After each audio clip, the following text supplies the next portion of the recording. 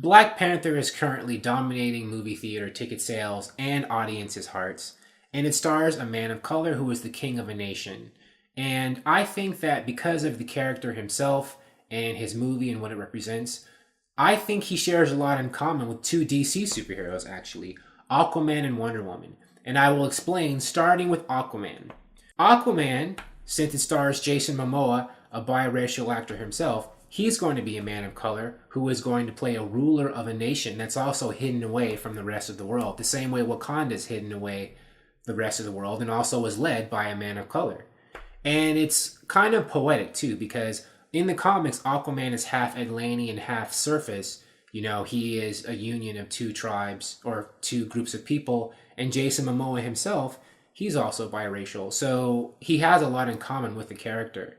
And I think it's interesting how in the same year, Aquaman comes out, I think, December of this year. We're getting two movies starring two men of color who are also kings.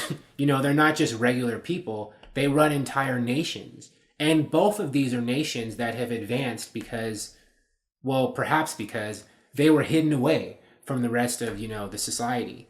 And so I wonder if anyone else will notice or draw parallels to those two films and their two characters. And I also think that Black Panther has a lot in common with Wonder Woman. Not so much because of the comics characters themselves, but just because of what the two movies represent in cinema and pop culture history. Last year, Wonder Woman came out and it got a lot of big buzz, deservingly so, for being a successful superhero movie starring a female superhero directed by a female director. And which had a lot of strong or interesting, I know strong female characters kind of cliche now, but I guess a lot of interesting and empowered female characters, in the Amazons. And there were other women too, Etta Candy, but all in the same movie. And Black Panther right now is getting a lot of attention for being a successful superhero movie with a black male superhero in the lead character and a black director and a predominantly black cast.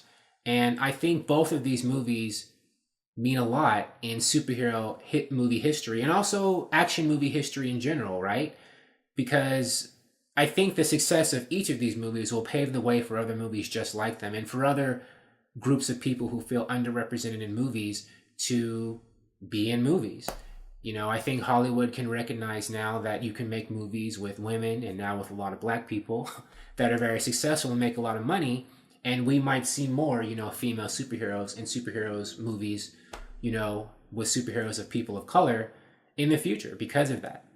And I don't know, that's just something that I thought of recently, because we're in the middle of Black Panther fever. And Black Panther is very historical and important because of a lot of reasons. And I also think there are similarities between him and movies from Marvel's competition. I hope that doesn't upset some people, but, DC and Marvel, even though they're at odds sometimes in people's minds, like two sports teams, they do have a lot in common in that they both feature people with powers, sometimes not powers, but people with, great costumes and often with powers who are trying to do the right thing with their awesome abilities.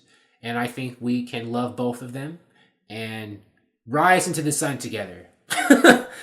But anyways, that's my superhero movie commentary of the day. Thank you for watching. If you'd like to watch and make more videos like this, please like the video and subscribe to the channel because I appreciate your viewership, and I will talk to you soon. Bye.